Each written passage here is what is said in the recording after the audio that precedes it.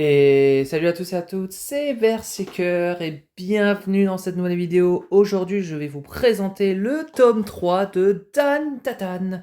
Oui, le manga qui fait le plus de cartons en ce moment parce que figurez-vous que l'épisode 7 de Dan Dadan a été en tendance Twitter pendant 2 jours. Il y a eu 180 000 tweets sur cet épisode qui a fait que les gens ont adoré. Et donc, on va reprendre avec l'histoire de l'acro-soyeuse. Oui, qui est la mère d'Aira. Oui, on va comprendre que c'est la mère d'Aira. Aira, Okarun ainsi que Ayase sont en difficulté. Aira s'est évanouie, ça fait que Ayase a en plus les mains liées par le fait qu'Aira et ses petites copines l'ont attendu derrière les cours pour lui accrocher les bras. Et on a Okarun qui est transformé et qui est un petit feignant parce que oui, il a la flemme de combattre. Bah en fait, on dirait qu'il est très déprimé. Et donc, bien évidemment, Monsieur Okarun va dire que ça lui saoule. Bah, en fait, Momo lui dit, bon, bah, bouge un peu tes fesses et on va essayer de l'attaquer. Sauf que la mère d'Aira va pas les laisser faire, la crossoyeuse, et va leur dire, vous n'irez nulle part. Et donc, l'objectif de la crossoyeuse, c'est d'aspirer Aira pour qu'il soit en mode fusion. Ça veut dire que Aira soit limite dans le sang de la crossoyeuse. Oui, c'est totalement délirant, c'est totalement bizarre leur délire, mais bon, c'est comme ça. Donc après que Okarun a fait des petits dégâts à la crossoyeuse, Ayase lui complimente en disant que tu as très bien travaillé Okarun. Mais que c'était pas suffisant pour l'arrêter.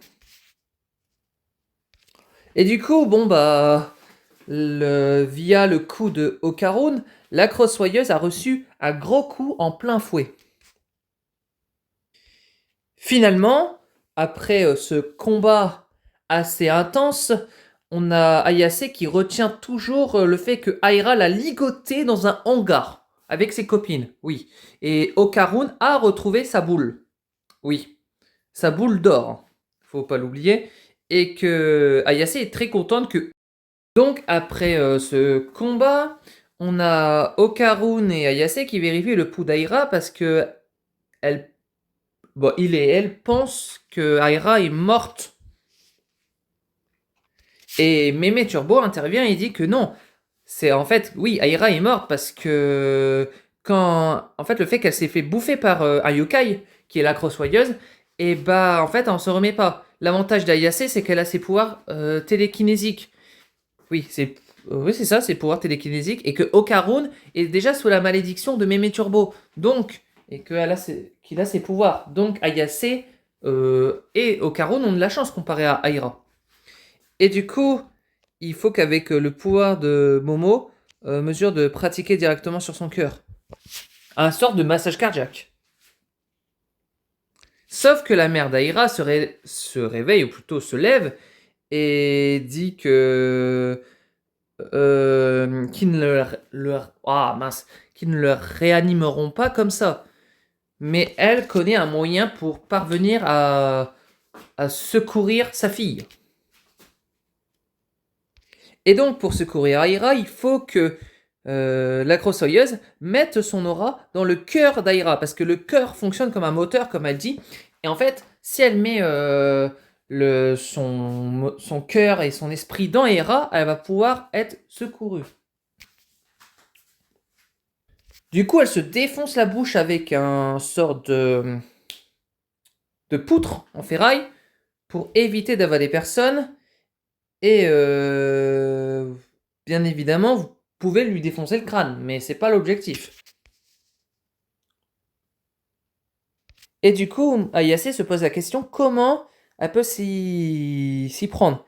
Et bah, sers-toi de ton pouvoir pour rallier mon aura à celle d'Aira avec un câble de pointage, comme avec un chargeur de téléphone. Voilà, pour les jeunes qui ne comprennent pas le câble de pointage. Du coup, elle relie Aira et la crossoyeuse pour faire en sorte que les deux aillent dans un corps pour que Aira soit sauvée. Et là, on passe au flashback d'Aira. Donc, bien évidemment, sa mère, ce que je me rappelle, avait besoin d'argent, tout ça. Elle travaillait dans un boulot un peu compliqué. Elle habitait dans un appartement pas très sécurisé au Japon, mais quand elle rentrait du travail, elle était contente de revoir sa fille, Aira. À ce moment-là, ils passent un temps tous les deux ensemble. Elle lui fait des câlins, elle profite de son temps avec elle. Elle vivait une vie paisible avec sa fille, et bien sûr, elle profitait de tout moment. Elle travaillait, elle voyait son mari, tout ça, elle profitait de sa fille. Mais tout à coup, rien ne se passe comme prévu. Il y a des personnes qui rentrent dans son appart. On suppose que c'était le père d'Aira, le mari de sa mère, ainsi que deux autres assassins. Ils commencent à, bien sûr, s'en prendre à chez elle, s'en prendre à la personne, et enlever Aira.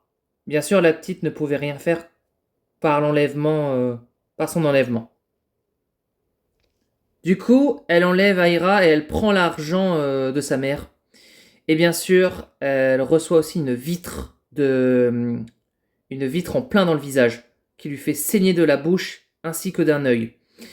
Du coup, sa vie commence à être gâchée.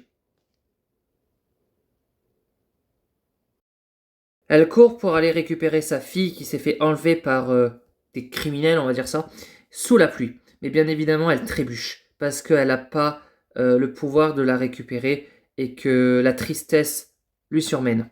Elle pense que sa vie est foutue. Elle a perdu trop de sang, elle commence à cracher du sang sur l'eau. Elle pense à sa fille et elle veut que sa fille ait un avenir prometteur. Mais elle veut aussi la récupérer. Elle monte sur un immeuble et bien sûr, elle pense à tous ces moments joyeux avec sa fille et elle se dit que c'est la fin. Du coup, elle commence à danser dans l'eau, bien sûr, sous la pluie sur un immeuble. Et elle pense à sa fille. Et du coup, elle saute de l'immeuble et elle lui dit « Merci, je t'aime très fort ». Du coup, elle engage sa propre mort. Et là, c'est cet instant qui faisait que tout Instagram et Twitter et TikTok en ont parlé de cet épisode. Et qui a fait énormément de buzz, mais de bon buzz, c'est ce flashback-là sur Aira qui touche quand même pas mal de personnes. Parce que quand on en parle, la petite avait quand même une vie incroyable, sa mère aussi, et tout à coup ils se font quand même racketter de l'argent. Carrément, son mari lui fout une vitre dans le visage. Bon, et que les gens s'en prennent à elle, franchement, on s'y attend pas. Du coup, plus tard, Aira confond toutes les dames avec des cheveux longs, comme sa maman. Et en fait, elle attend que sa mère revienne. Parce qu'elle est partie dans un pays loin. C'est ce que son père lui dit. Mais elle s'est trompée. Et du coup, son père lui dit que je t'ai pourtant interdit de t'éloigner. C'est parce que j'avais cru voir maman. C'est impossible, voyons, tu le sais bien. Et donc voilà, il lui sort le pipeau comme quoi elle est allée très loin, alors que sa mère est morte. Parce qu'elle est tombée Elle a sauté d'un immeuble. Et du coup, son père lui dit qu'il faut qu'elle se comporte comme une grande fille pour qu'à son retour, maman soit encore fière de toi. Et oui, Aira a perdu sa mère quand elle était très jeune. Après que sa mère soit morte, qu'elle est morte, elle est devenue une yokai. Et du coup, elle se souvient de son enfant, elle se souvient de sa fille, elle se souvient d'Aira. Et en fait, son rôle est de la protéger, de la laisser personne lui faire du mal, comme à l'époque où ils l'ont enlevée. Ensuite, Aira est revenue en vie et elle commence à sangloter parce que elle a repensé à sa mère. Et du coup, ça donne envie à Ayase de sangloter aussi. Juste par compassion et par le fait que son histoire était très émouvante. Sa mère regrette à Aira de l'avoir fait terriblement souffrir, alors qu'elle était jurée de veiller sur elle. J'ai perdu le contrôle de mes émotions, je suis qu'un monstre. Voilà pourquoi il est temps d'en finir. Et du coup, la mère d'Aira se désagrège parce qu'elle n'a plus de batterie, elle n'a plus de moteur pour vivre. Vu qu'à sa mort, elle s'est retransformée en yokai, et ben en fait, quand un yokai donne son cœur à un humain qui s'est fait aspirer par cette dernière, elle meurt. Mais elle repense à ses souvenirs avec Aira, sur le fait qu'elle était totalement heureuse avec elle, et qu'elle lui a privé de son bonheur, et qu'elle s'en excuse. Aira câline sa mère désagrégée, et du coup, lui remercie de toujours veiller sur elle. Et elle dit « Maman, je t'aime ». Et du coup, là, à ce moment-là, on sait que Aira et sa mère seront toujours liés, même si sa mère, son esprit, sera dans celle d'Aira. D'où je vous laisse cette scène pendant quelques secondes.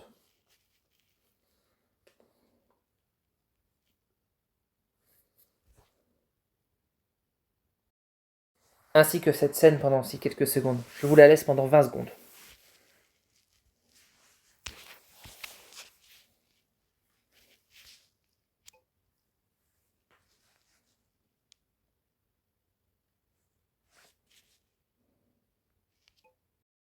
C'est la fin de l'arc de la Crosse-Soyeuse. Et après ça, cet arc où on a quand même eu une émotion et un flashback, Aira, Okarun ainsi qu'Ayase se retrouvent chez elle, chez Ayase, pour manger un plat appétissant. Et du coup, Ayase dit à Aira qu'elle n'en veut plus à elle, mais qu'elle n'est pas forcément copine avec elle, mais elle veut pas non plus qu'on soit ennemis.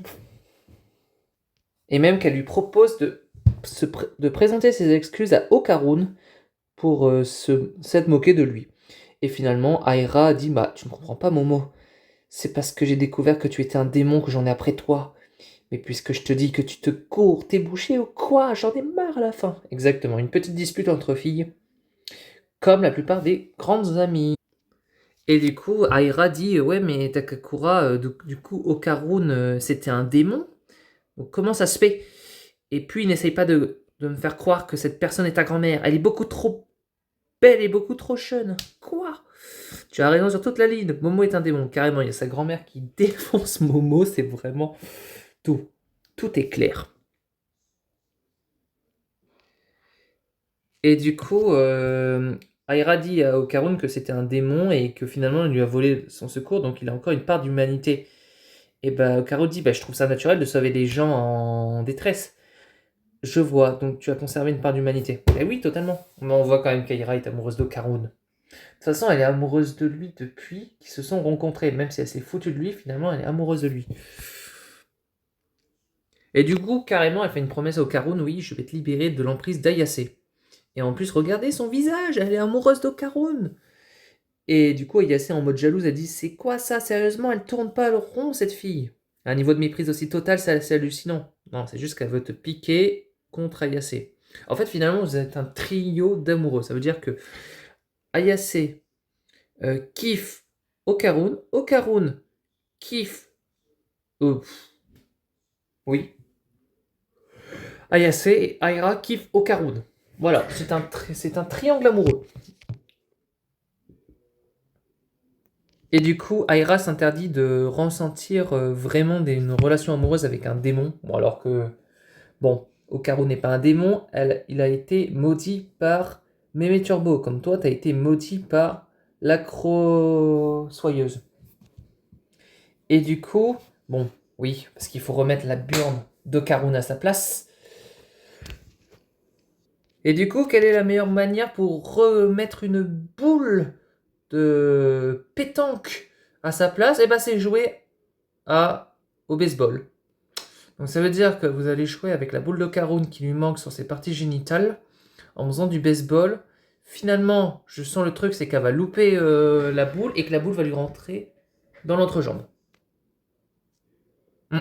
C'est totalement ça. Plus tard.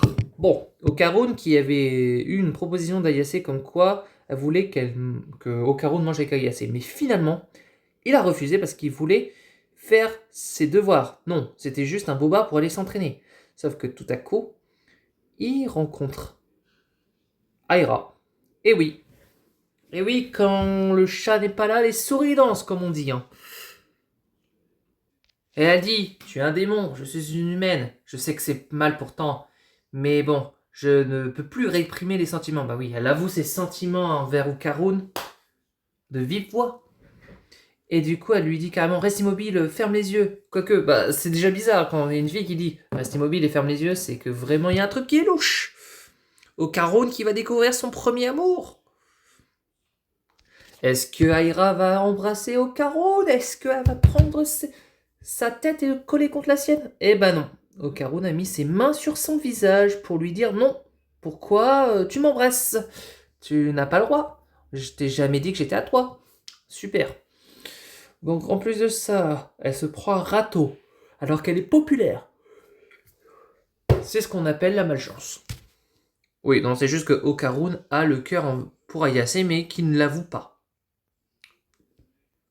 Et donc, pour avoir des tutos d'amour, elle a été chercher dans le livre de son père pour aller pour trouver des tutos. Non mais c'est pas possible. Je me pose la question, qu'est-ce que son père avait comme revue? Des revues coquines? Ah bah tu m'étonnes. C'est pas possible. Donc ça veut dire depuis nos jours, pour avoir des tutos pour embrasser des filles, il faut aller sur internet. C'est vrai que c'est un peu plus logique. Haha, pas de bol les souris, hein. Vous avez cru que le chat n'était pas là? Elle est revenue le chat. Et elle a été choquée du fait que Okarun et Aira font des trucs ensemble. Alors, moi, vu cet angle, oui, il se passe un truc. Devinez qu'est-ce qui se passe. Parce que bon, dire qu'Okarun est sur Aira, c'est vraiment qu'il se passe un truc dans les films américains. Bon, Ayase a l'air d'être vénère, hein. Mais non, juste la situation, c'est que en fait, Okarun a trébuché sur Ayase. Sur Aira, pardon. Voilà.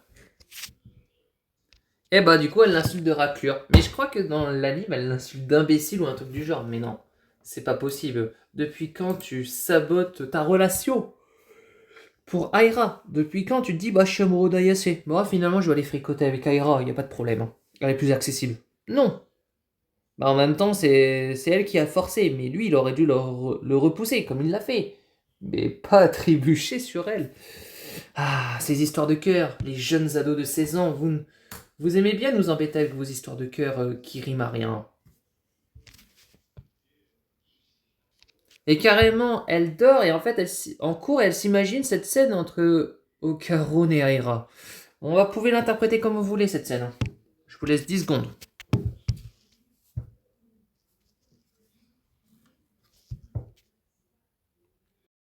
Plus tard. Bah, en même temps, imaginez-vous que là, ils sont dans une... le bahut est en train d'avoir de l'eau. Une inondation dans le bahut. Qu'est-ce qui se passe? Bah franchement, c'est... Oui, c'est peut-être des aliens, hein, c'est peut-être des zombies, hein, c'est peut-être des esprits. Hein. De toute façon, dans Dan Dadan, on n'est plus vraiment à ça près, quoi. Et du coup, Ayase se pose la question, où est Okarun? Sauf que... pour savoir s'il va bien. Sauf qu'elle doit pas penser à lui et elle doit penser à sa peau, parce que le niveau d'eau monte. C'est une inondation bahut. Et là, on voit l'arrivée d'un alien qui fait du box. Chiquita but the soleil is toujours in the sail. Bon, super. Du coup, Okarun sauve Aira du coup de l'alien. Et du coup, il dit protéger une fille, c'est pas tellement pour moi. Bah oui, il retourne en mode feignant. Et du coup, Okarun a appelé Aira par son prénom. Oui, qui s'appelle Aira. Et du coup, elle lui dit évite les familiarités tant qu'on s'est pas embrassé. Non mais depuis quand? C'est comme par exemple, moi j'appelle une fille et je ne peux pas lui dire son prénom pas avant qu'on sorte ensemble. Super. Donc c'est ça les japonais, c'est vous appelez vos copines, vos potes par leur nom de famille. Mais c'est pas cool du tout. Autant leur rappeler par leur prénom, c'est mieux. Et voici l'arrivée des Sekpo. Oh super. Qui sont intéressés par les filles, par les femelles on va dire entre guillemets. On va refaire la voix robotique. En principe, seules les personnes aux capacités physiques élevées peuvent pénétrer dans cet espace.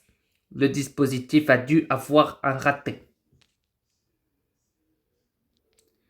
Nous sommes, nous sommes ici pour ta banane génitale. Il nous la faut nous la donner. Ah bah oui, parce qu'ils veulent la banane de Okarun. Cette fameuse banane que on se rappellera dans le tome 1. Il nous la faut. Donne-la nous. Et Okarun, il veut pas, il veut pas. Mais qu'est-ce que vous avez tous après mon engin? Oups.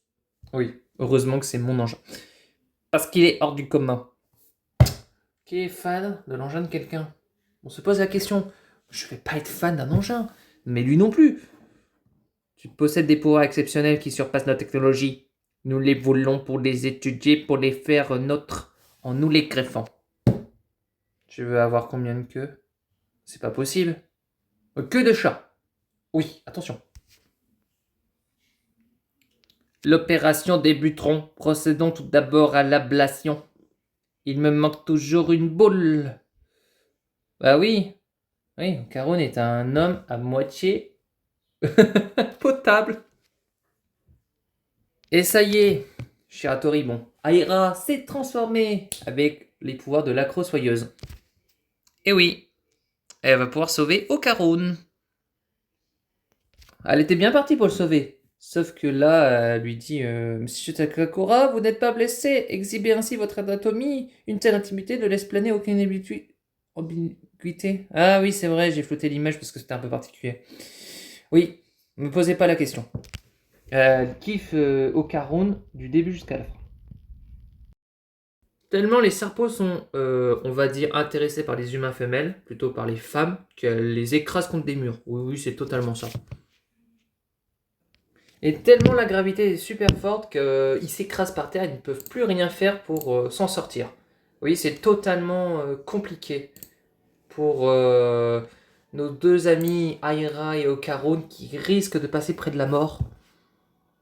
Et du coup, Ayase arrive pour les aider, mais elle lui pose la question, mais arrête de recouler avec l'autre quiche. Oui, parce qu'Ayase est jalouse d'Aira par rapport à Okarun, oui. C'est une vraie rivalité féminine. C'est comme si ta pote était jalouse de ta meuf. Oui, c'est bizarre. Et carrément, les Sekpo, ils disent, pas cette meuf femelle. Vous, je suis pas prête d'oublier vos sales tronches. Oui, parce que la dernière fois, ils t'ont quand même mis cher, hein, donc... ils t'ont quand même déchiré tes vêtements. Donc là, venge-toi. Ok. Ayase, pardon. Et tellement ils sont dans la panique, ils refont le même coup de la gravité, mais cette fois-ci à 3. Oui, à 3. Oui, c'est à la fois marrant, à la fois comique. Et les Sekpo, ils sont prêts pour déchirer leur colère et pour leur mettre une petite raclée. Donc c'est compliqué quand même. Du coup, Ayase se transforme en guerrière militaire et demande à Okarun d'esquiver. C'est bon, je vois ses coups. Ah oui, parce qu'ils sont à 3 pour s'aider à éliminer les Sekpo et pas qu'il y ait de la flotte dans tout le bahut. Et on voit quand même Okarun qui protège Aira des attaques des Sekpo, donc c'est génial ça. Tellement qu'il y a de la flotte que c'est compliqué pour eux de gérer cette situation. Et du coup, ils doivent s'allier pour éliminer les Sekpo. Et du coup, on va dire que là, ils sont vraiment dans une situation très compliquée parce qu'il y a une baleine et que Aira et Okarun sont dans la flotte et en plus, elle fait plus de 2 mètres l'eau. Il ne manque plus que lui, bah tu m'étonnes qu'il manque plus que lui, hein. Ah mais ils sont pas dans la même galère parce que Ayase aussi est dans la flotte et du coup ils ont plus pied et ils ont un sort de baleine yokai bizarre. Du coup comment faire? Parce que là ils vont se noyer. En plus il y a une alien qui peut... Le même alien boxeur qui peut les attaquer. Chiquita. C'est on dirait une chanson de Jul ça. C'est une bonne référence. Et du coup, bon, bah, c'est la misère, c'est le drame national. Aira est en train de couler. On dirait qu'elle a un fruit du démon, alors que non, c'est juste que ses pouvoirs ne peuvent pas l'aider. Du coup, ils sont en train de réfléchir. Et ils disent, bah, avec ton pouvoir, tu peux rien y faire. Ah, bah, si je pouvais me placer juste en dessous d'elle, ce serait jouable. Mais avec la crevette déchaînée, pas moyen de m'approcher. Oui, c'est compliqué avec une crevette. Mais c'est pas le moment de déclarer ta flamme, là, il faut sauver Aira.